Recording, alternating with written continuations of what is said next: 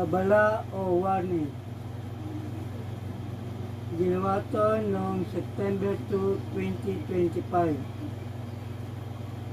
May lindol sa Pilipinas, maaaring bukas, next week, or until October 30, 2025.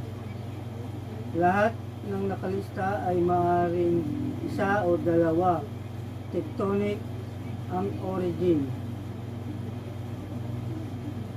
May record din akong nailista na sa Metro Manila noong August 2, 1968, intensity 7.6 sa Richter scale.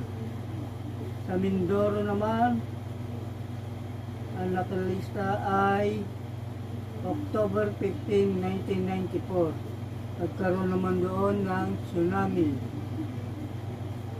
At sa Morogoro, noong 1976, tsunami rin ang nangyari.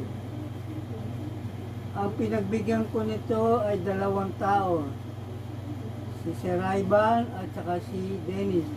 Pareho silang sa ERT officer o coordinator.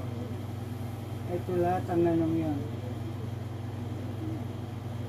At saka abangan nyo, meron pang susunod na gagawin ako. Baka kundi Lunes o Martes. Abangan nyo.